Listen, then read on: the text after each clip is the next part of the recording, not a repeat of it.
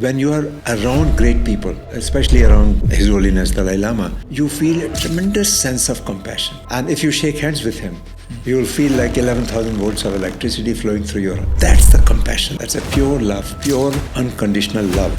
And another person who I did not meet but has inspired me a lot is Einstein. His famous statement that the purpose of life should be to expand your circle of compassion, expand it to include all beings. Meet Dinesh Chandra, transformational coach and co-founder of the Global Wellbeing Network. A global consultant and co-editor of a book with the Dalai Lama, he has guided organizations like Tata, Harley-Davidson, and Oracle on building cultures of well-being. The sense of success, what we are taught as we are growing up, okay, what do you want to be and how much money you're going to make. The focus on money is so much that it kind of throws us off. What is true wealth and how is it different from what most of us are chasing in the corporate world today? The tangible wealth we all know, the bank balance and the assets you have. Intangible wealth is when you are operating beyond your ego, what Maslow had called self-actualization. And I think younger generation is very careful. They are asking some deeper questions. What is the purpose? Why am I here? And if you align with your purpose, then I think your whole perspective begins to shift. Since you're talking about our new generation, they are asking for what the purpose is, but at the same time the data says that neither they are aligned nor you will find discipline in them. How would you bring this together? I think... Thank you so much, Dinesh sir. Thank you so much for being here with us. It's an absolute honor to have you. Thank you. Thank you so much, Gaurav, and it's a pleasure, and I look forward to this conversation because I find each conversation takes us to a new place. And all my conversations with you have definitely contributed a lot to my life. You have had the great privilege of working closely with His Holiness Dalai Lama. What were you working on and how has it shifted your worldview? Only thing I can call it is a grace. Because when we started doing these transformational leadership retreats back in the 90s, and we had the privilege of meeting His Holiness. And in those days, it was easy to spend time with him. So we had a lovely conversation, and that was my first meeting with him. And again, we had the pleasure of meeting him in 2002. And we had this open space conference on the topic was, what is true wealth and how do we create it? Several people, probably about 40 to 50 people were there from around the globe. And we spent 3-4 days, and finally we went to His Holiness the Dalai Lama, and we asked him this question. And the answer was so powerful that I co-edited a book called What is True Wealth and How Do We Create It with his answer. We also invited other people to write their answers. I would say that I wrote my answer, and that became like the blueprint for my life. So from there, in the last 23 years, I find my life has moved in that direction. Yeah. So I'm very, very grateful to the grace. I had the privilege of meeting His Holiness Dalai Lama. And another person who I did not meet but has inspired me a lot is Einstein. I'm sure. And his famous statement that the purpose of life should be to expand your circle of compassion, which is limited to few people, expand it to include all beings.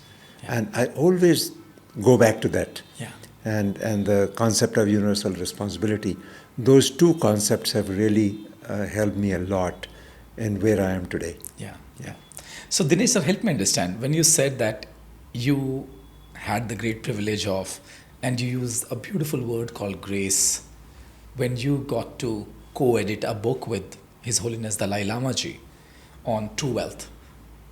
What is true wealth and how is it different from what most of us are chasing in the corporate world today? Well, his answer was amazingly simple. First, he said that the tangible wealth we all know, the bank balance and the assets you have, the home and the car and so on. And then he talked about the intangible wealth. And what is intangible wealth? Intangible wealth is when you are operating beyond your ego, what Maslow had called self-actualization.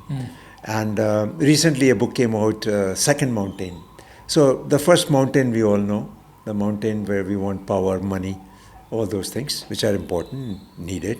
But once you have achieved that, then comes the second mountain, that comes the self-actualization, that comes going beyond the ego. In that space, whatever you are giving, you get 100 times back.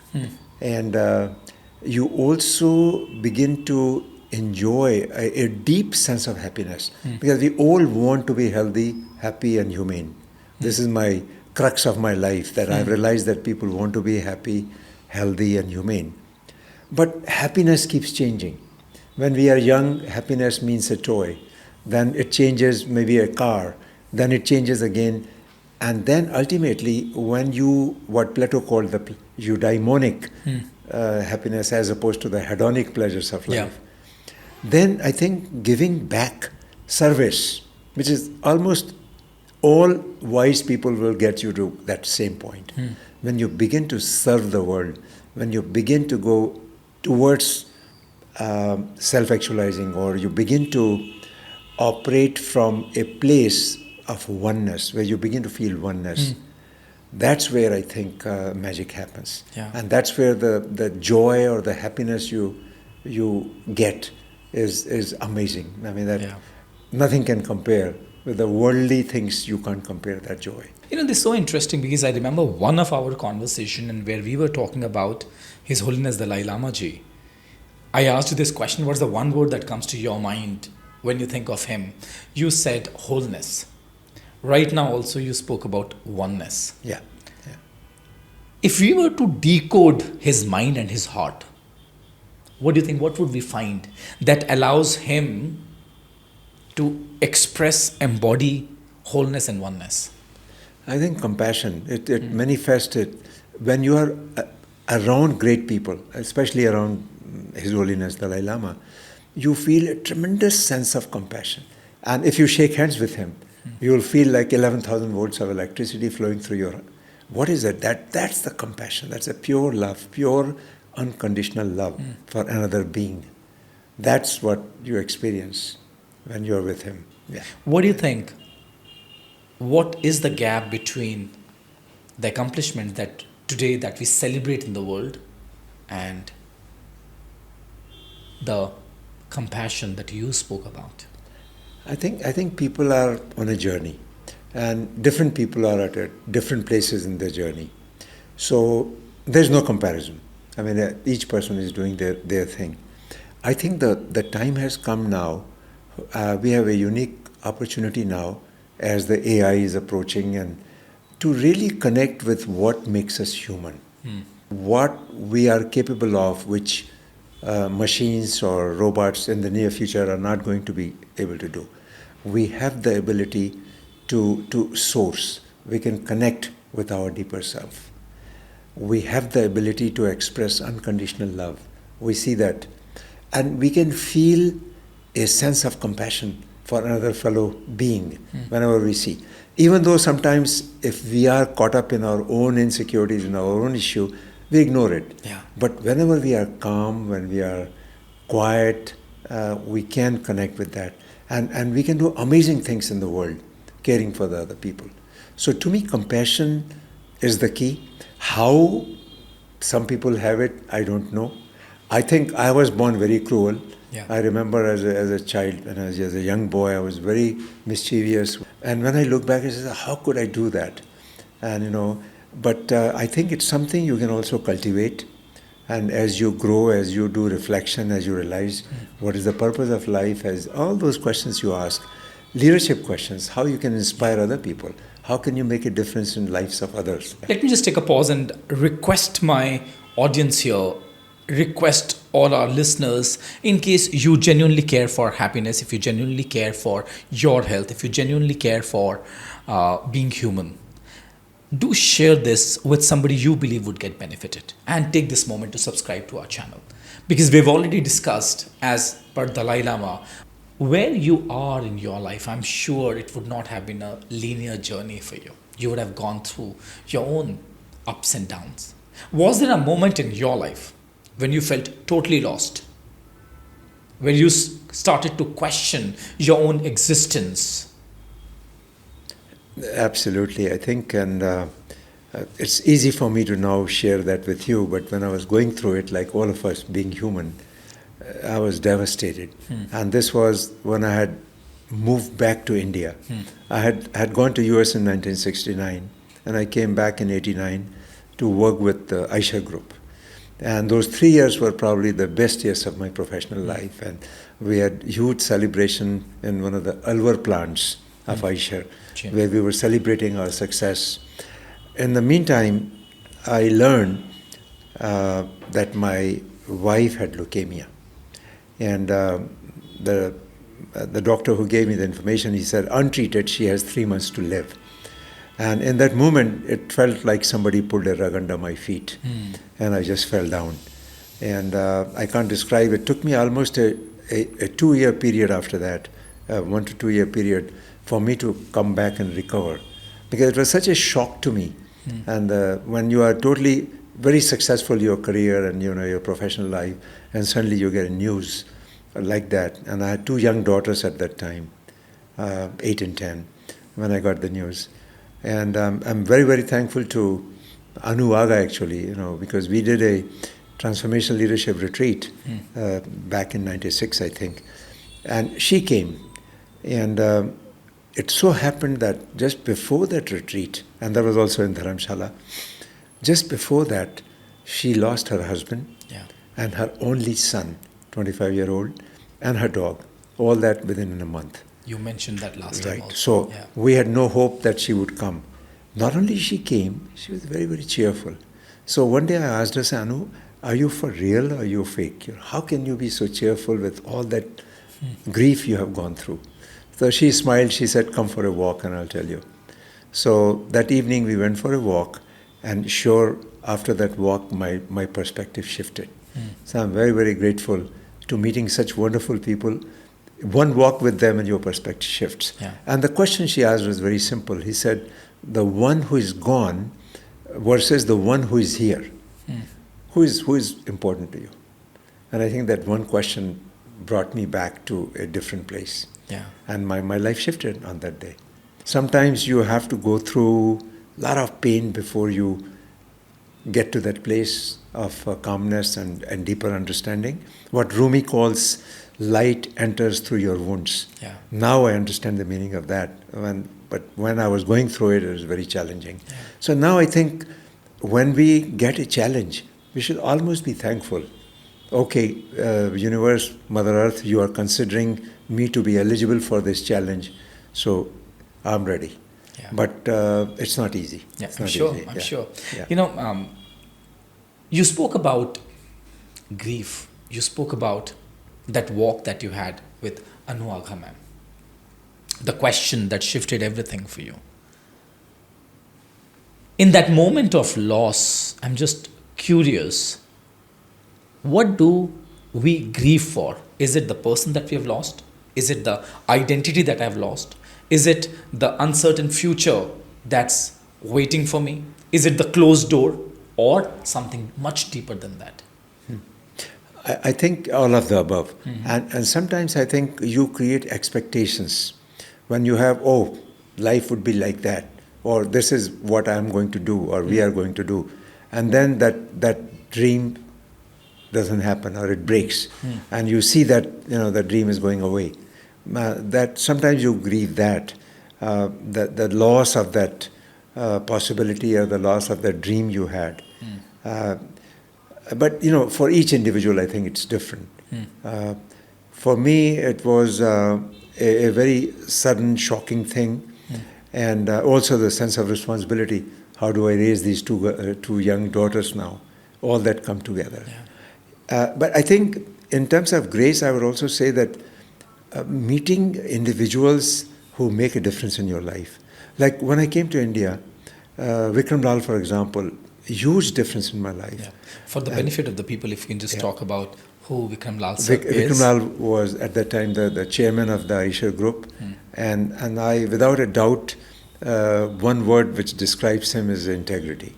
And then when I went back to US once my wife became ill, I started working in India couple of other leaders which have influenced me quite a bit was one of them was Anil Naik of Larsen and Toubro.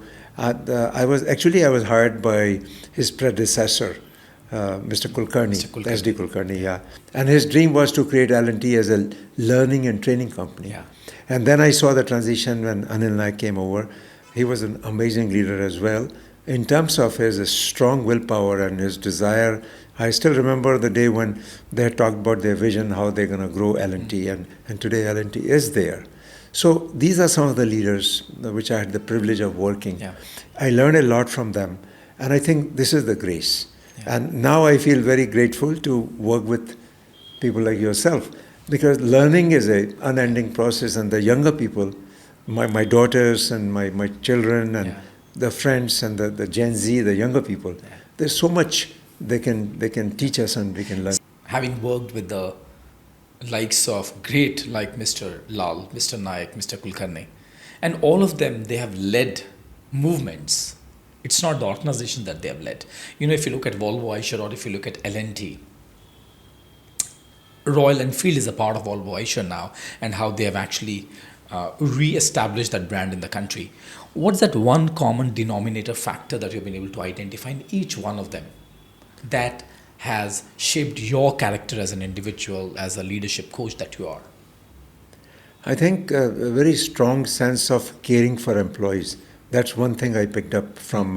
I was sharing with you one example that one worker wrote from a plant that something, and Vikram decided to go to the plant to meet that employee, and also in those days when there was no question of laying off people and all that. I noticed that they were always trying to take their even workers and accommodate them into other factories. If one factory has less need of workers, then they move them to other factory.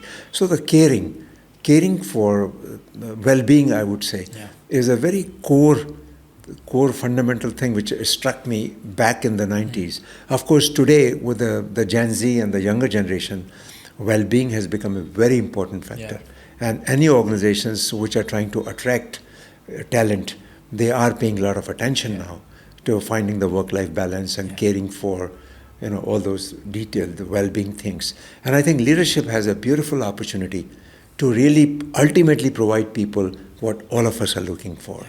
How do we create a good well-being environment, good well-being culture, where people thrive physically, emotionally? How can we create that culture where people thrive and they are genuinely happy?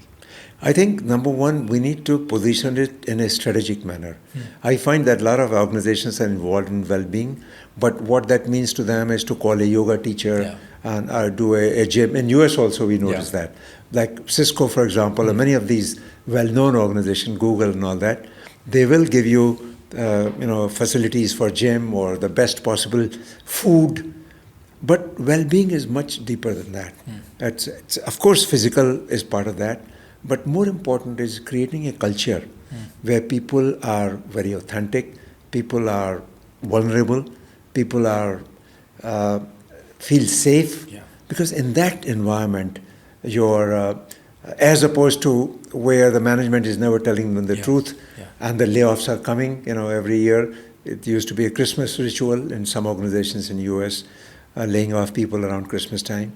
But creating that safe environment.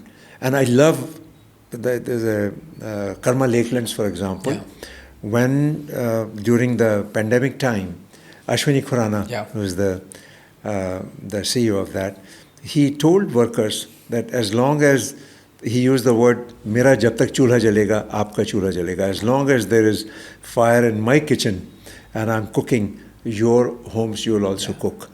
The Tata is the one company which comes to mind. They had this kind of caring culture. But I think I was very fortunate to have worked with Eicher Group, which also had this caring culture, and Karma Lakeland. Or maybe I'm attracted to those organizations which are interested into creating a well-being culture, a caring culture. I really wonder, it's as fundamental as being human is. Why does it take people to understand this? That for as long as your team is happy, you will be happy. For as long as they are growing, you will continue to grow. What comes in the way for an individual to understand this basic fundamental, foundational principle? Very good question. I think the sense of success, what we are taught as we are growing up, okay, what do you want to be and how much money you're going to make. And I think the focus on money is so much that it kind of throws us off. But I think the whole notion of well-being, and I think younger generation is very careful. Yeah. They are asking some deeper questions. What is the purpose? Why am I here? And if you align with your purpose, then I think your whole perspective begins to shift. And what gives you joy? What you really love doing about, right?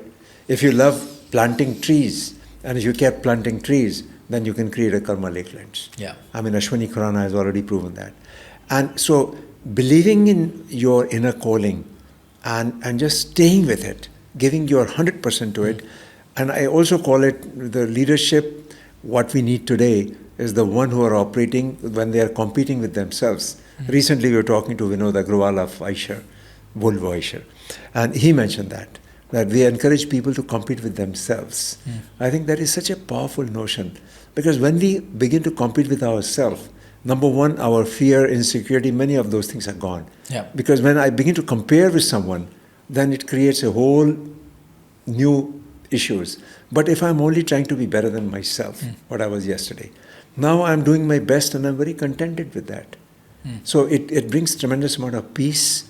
It brings wholeness, what we are talking about, self-acceptance, accepting of other people as they are, accepting of the environment, accepting of whatever is happening around us.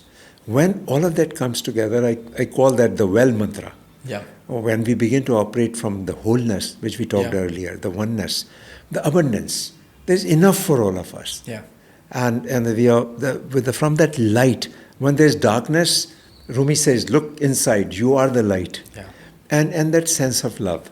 I think if we can bring compassion to the workplace, if we can think of the employees as our family, we talk about Vasudhaiva Kutumbakam, world is a family. Well, let's start with your organization.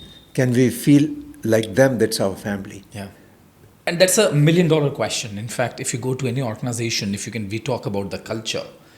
I heard one of the CEOs from PepsiCo, if my memory supports me, he said that you cannot build a culture of trust without profits in the organization. Very, very fair statement. How would you bring these two together? Because since you're talking about our new generation, they are asking for what the purpose is. But at the same time, the data says that neither they are aligned nor you will find discipline in them. Loud statement, yes. Team. How would you justify the behavior of individuals like the owners of Ola, the owners of Zomato and Swiggy, where they are hiring and firing at such an alarming rate, and yet the evaluation of these organizations are growing as if there's no tomorrow? Right. I think there are different leadership styles and they all coexist. But I think if you look at the employee satisfaction, if the purpose of life is to just make more money, then I think there are organizations who can make you millionaires, if you own their stocks and all that. But if the purpose is truly to be healthy and happy, look at some of those organizations people are burning out. Yeah. Is that what we want? Right? So I think if you want to lead a healthy, happy and a humane life, then I think you have to ask different set of questions. If your objective, and there are all kinds of organizations. So our focus is to encourage those organizations which are moving in that direction, which care for the well-being of employees, which believe that when you care for your employees, your innovation, creativity and productivity will go up. And that's what we need as we are moving more and more towards artificial intelligence. Yeah. Real employees who are making a difference. Since we are talking about AI here, with the advent of AI and so many applications are available, the average age of an individual working in an organization, it's shrinking. There are multi-generational individuals working in the same organization, because of which there are distractions as well. Amidst this distraction, how would a leader ensure that they are aligned with the purpose? Very, very good question. I think a couple of things comes to mind. One is to create a learning organization culture where people are truly open-minded. And I think some of the work I did, I find that the the senior people want to kind of sermonize or want to say, look, we have so much wisdom, Yeah. and why don't you listen to us? And the younger generation is saying, you guys are obsolete because things are changing so fast. We can't keep up, and you guys are totally up. You don't get it. So if we can create a culture where there is both parties want to learn from each other. In fact, it's funny because they wanted to be called sir, Yeah. and the younger generation refuses to call them sir. So we finally got an agreement between both parties that to call each other G, which is in Hindi it works out pretty well in India. Yeah. And it's no age discrimination. Anybody can call. G is a sense of respect. Yeah. So we can show respect to each other. But I think creating that mindset where we learn together and creating a mindset where we are interdependent and we care for each other. We use this namaste. Yeah. What does namaste means? I bow to the divine in you. Yeah. That thing is enough. We don't need to do any more. If I can see the divine in you, how can I misbehave with you? I have to treat you like you're divine. Yeah. So one simple idea can change the whole organizational culture. But the leaders have to really practice it. If the leaders are in an ego conflict, then the organization knows it. But if the leaders begins to operate in that space where sarve bhavantu sukhina, sarve santu niramya, let well-being of all, if we operate from that principle, we can do magic. And what is the process to create a culture? So when you talk to the senior leadership team and then you bring it one step down, and that's how it gets cascaded down to the core of the organization? Right. So we start with the top leadership team, and in a very candid, open conversation, they all acknowledge that either they are burning out or they're not caring for that. Simple thing like that, they want to half an hour exercise, they're not able to do it because life is so busy. So we have a program, that's the first program we do, Amazing Habit Adaptation. So do a leadership retreat and encourage them to pick one habit. And then for 12 weeks, we, either by online Zoom support and all that, we encourage them to adopt that habit. And every week they come together and they support each other. And in that process, they bond with each other. Because now they're not competing, they are helping each other improve their well-being. And I think that becomes very powerful transformation. Because once, even though a small habit like I want to get up at 6 in the morning, or I want to go for a walk, or I want to exercise, or simple things like that, by mastering that, they have the confidence that, yes, I can do it. Yeah. And this is something people have been waiting for 10 years, 15 years, they've not been able to do it. Once they're able to do it, then I think there are many initiatives in the organization on all those aspects of well-being, like helping them with finance. Another wonderful number which I encourage organizations to collect is the number of absent days, number of sick days, number of heart attacks in your organization. That's another good measure. That are you really creating that culture? So that tells you that there's too much stress or there's too much weekend working, And I think there is a part of leadership which also want to work people very hard, 90 hours a week. I don't believe in that. I think we can work. In India, we have reached to 70 hours a week. Yeah, which is which is not bad. But I think if we are operating from that place of purpose and alignment, I think we can do wonders in working for, it's the quality of that time which is very important. Narayan Murthy ji made a very bold statement where he said that employees should work for 70 hours a week. If you are having a one-on-one conversation with him, how would you respond to this conversation? I would say that I would listen to younger people. I would ask them in my organization, which I always do, what do you feel? How can we be a very productive company? How can we really care?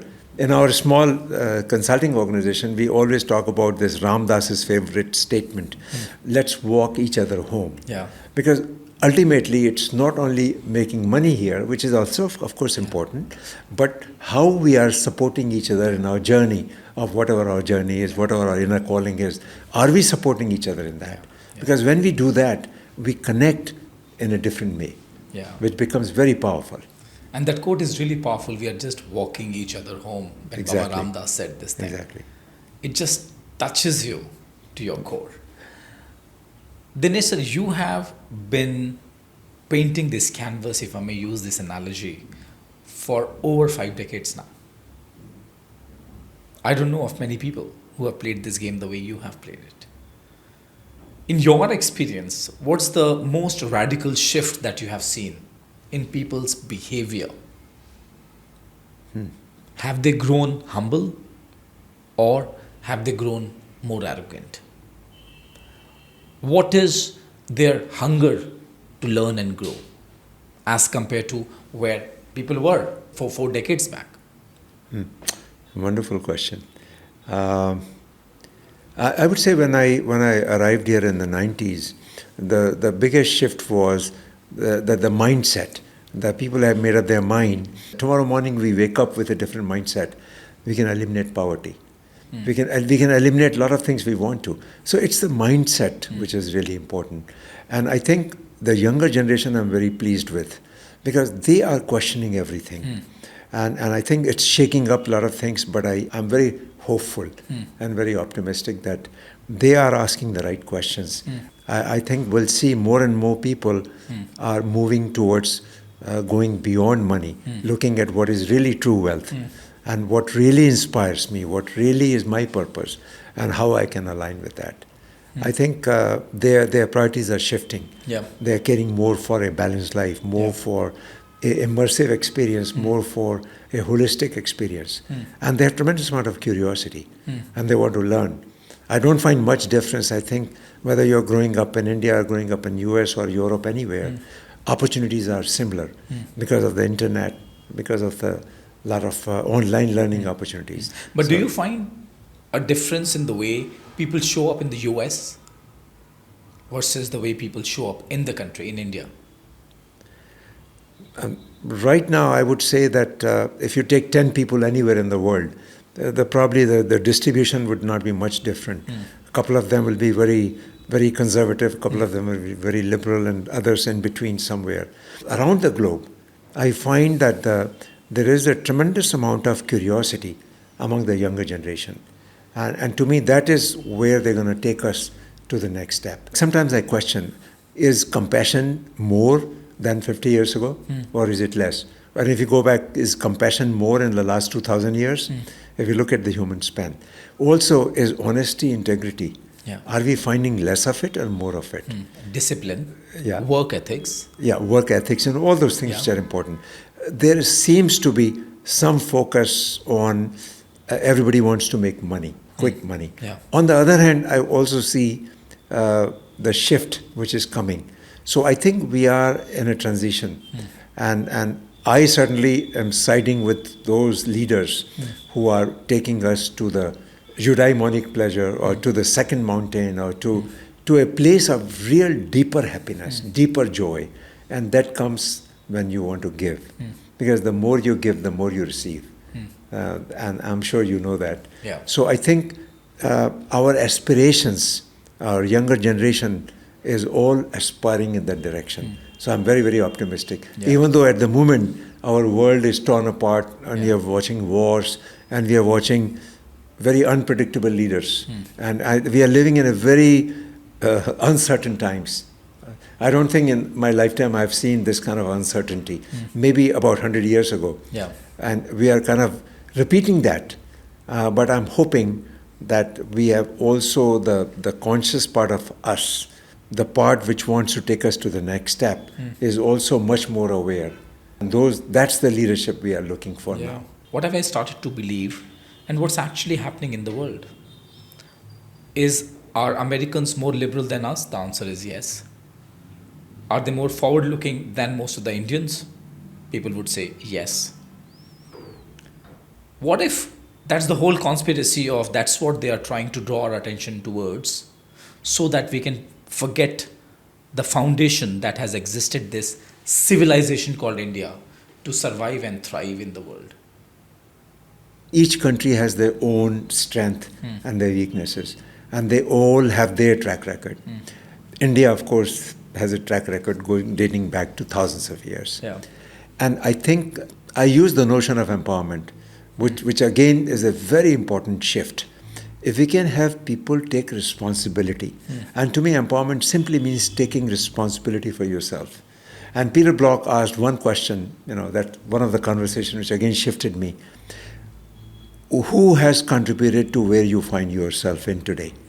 And I think this question could be in a personal context, it could be in a national context, it could be in any context. If we ask in India, and I'm sure all of us have thought about it, what happened to the golden bird Samudragupta 1,000 years ago, and suddenly after that we have been constantly on decline. What shifted? And I come back to only one thing. I think we have to take responsibility for ourselves. We cannot blame the British, we cannot blame the Mughals, or we cannot blame anybody. Because when you are weak, look at your home situation. If you are fighting, if two brothers are fighting, if you're weak, then any local hoodlums will attack your home. But if you are coming from a strong place, so I think the more we take the responsibility that whatever happened to us, the good and the bad and the ugly, we are responsible for that. The more we take that responsibility, the better the chance that we can bring about a change. If we are blaming others, then we'll not get anywhere. Because we can always blame someone. And I think that can be said about any country, but very true for India as well. And the US obviously is going through very strange times. Precisely. And having worked with leaders across geographies, across industries, across age groups, what are the 3 fundamental challenges that you come across that most people bring to you at that level? I think number one is the ego clashes. Most of the time people are caught up in there. They're not able to rise above them. And then the focus, too much focus on people start with they are dependent and then they become independent. And that is misinterpreted. Independent is not, it's the middle path. I think ultimately we have to realize that we are all interdependent. And that somewhere people get stuck. And corporations also, I think if more we can encourage them to move towards interdependence. So empower them where they take responsibility, help them become interdependent, and so collaboration improves, and help them go beyond the ego conflicts. These are the 3 challenges I feel organizations have. Some organizations are operating very basic, where people are totally control freaks. They have not even learned empowerment. Most of them are victims. Second stage, where organizations have empowered and then they are learning to be interdependent. And then the third stage, when they can really go beyond ego and operate in that space of well-being of all. And those are the most powerful organizations. When we talk about ego clashes, I remember one of our conversations, I can't recall that one. You used a term called, it's very important for individual to upgrade their identity. Right? And then also I remember we were talking about ego only. So if you can just talk about that, what is identity upgrade and how can one do that? Very simply, like when you are born, you belong to a certain state or a certain city and you identify with that. Then you realize that, you are, there is a North India and a South India, and you could be North Indian, or then you realize, you are an Indian. Whatever your religion is, when we were growing up, nationalism was very strong. You feel my religion secondary, my nationality, Mother India. India is number one. And then as I moved out and I realized that I'm a global citizen because I lived in many countries, worked in many countries. And so that's another level of identity. Now you can get stuck anywhere. You can simply be belonging to a state or belonging to a religion or belonging to a country, but if you let it continue, don't stop there. Why you're stopping at a nation? Then you realize that you're a human being. And at that level you realize that not only you are a human being, you have a soul also. And then if you continue that journey, then you realize that you are something much bigger than your mind and your thoughts. And this is where the spiritual part comes in. All our spiritual masters tell us that, and all our great books teaches us that we are much more than this body and mind. And I think most of the corporate world, we don't talk about any religion, and we are very inclusive, and we honor and encourage everyone with their practices. But when it comes to a spiritual understanding, I find there is a more and more awareness and acceptance of mindfulness, or being more humane, Yeah. and being more compassionate and being more caring, because well-being, the spiritual part is a very important element. Yeah. And I think corporates are welcoming that, because it brings people together, and they learn to collaborate and they learn to be interdependent. Yeah. And in fact, you are working on an initiative where you're building the network of consciously awakened individuals who believe in wholeness. Right. What is the purpose behind that, and what are we trying to accomplish? Just simply encouraging people to move towards that consciousness which we described, where you are thinking of the whole, when you're thinking of the well-being of all, Yeah. and when you have an abundance mindset, and whether you're solving the environmental problem. Like in Delhi, I mean, so many people I've talked to, they all acknowledge that yes, we can reverse it, like Singapore has done, like Beijing has done, like London and Paris has done. Yes, Delhi can also do it. Nobody is willing to do it yet. Yeah. We need somebody to come out and say, I'm going to take the leadership and unite all the organizations which are working towards it. Of course, it requires people from all streams of life coming together. Yeah. But I think it's very doable, and I'm really hoping that a leader would emerge and who would say, well, we can do it. Yeah. We can reverse the climate in Delhi, and then all over India.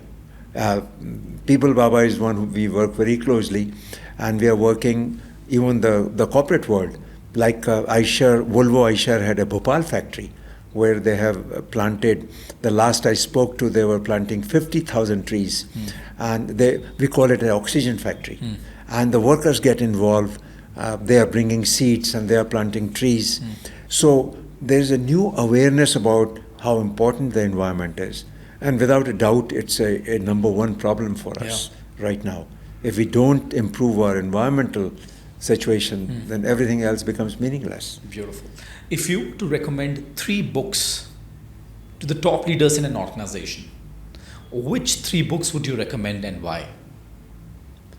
Well, the books which have influenced me very much, of course, Stephen Covey's 7 Habits, the old-time classic. A lot of ideas we are discussing today, interdependence and dependence, and starting with a purpose in mind. When Stephen Covey wrote 30, 40 years ago, I think, 1995, the book came out. It's a very powerful book, still very useful. There are lots of books on well-being. There are several of them I've seen recently come out. I think it's very important to have the knowledge. Pick up any good book on well-being, there are several of them. And then the third book which I would recommend to people is The Second Mountain, because it talks about the importance of achieving the first mountain, your ego success, your power, your money, your fame, your home. And equally important, or even more important, is the second mountain journey, which is where I think if leaders can operate in that space, they can change the face of the organization. And what, according to you, are the 2 myths that the corporate citizens live with, which are damaging to their career? 2 myths. If I don't do everything by 30 or 20, my life is over. That's not true. I think every day of your life is very important, and every day you can make it very, very useful. Yeah. And if you keep an open mind, if you keep a learning mindset, time itself is a myth. But I'm 20-year-old and I'm 30-year-old and my God, my life is gone. No, not true. I'm 78 and I'm just barely beginning to enjoy my life. Yeah. I think last 3 years have been probably the best years of my life. And I'm really enjoying every day. And I look at the icons, most of the political leaders they are all in their late 70s, 79 or 78. Look at in the Bollywood industry, Amitabh Bachchan is doing one of his best roles, and the best part of his life is yet to unfold. So I think age is not the issue. And so there is no shortage of time. The important thing is to align with your purpose. The sooner you discover what your true purpose is, and not let finance be the only criteria for your success. One piece of advice that you would like to offer to our listeners, something that you could not do it, and yet you would like to offer it to others. I would say that I would start caring for myself earlier in my life. There are some of us are wounded healers. We want to heal the world. When I was young, I wanted to eliminate poverty in India. And that's what took me to US to study. And then I came back, I want to make a contribution, so I did my best at that time. But I don't think I was caring for myself. So my piece of advice is that love yourself. Yeah. You can only love others when you love yourself. Yeah. And the sooner you discover that, and by what do I mean by loving yourself? Take care of yourself. Invest half an hour in your health. Because if the health is gone, everything is gone. So the only advice I'll give you, do not start your day until you have taken care of yourself, whether it's a half an hour of exercise or jogging or running or meditating or whatever you like. Invest in yourself. Love yourself. Yeah. Thank you so much, Dinesh sir. It was an absolute pleasure, delight, and an honor having you here. Listening to your views, listening to your experiences, how you blend spirituality and leadership together. For me, that was an eye-opener. I'm sure people would have loved it. So in case you loved it, take this moment to subscribe to this channel and do share that with those friends and those family members and those relatives and those colleagues you believe would get benefited. Thank you for being a wonderful listener, and I look forward to meeting you again yet with another interesting episode and yet another profound guest next week. Dinesh sir, shukran. Shukran.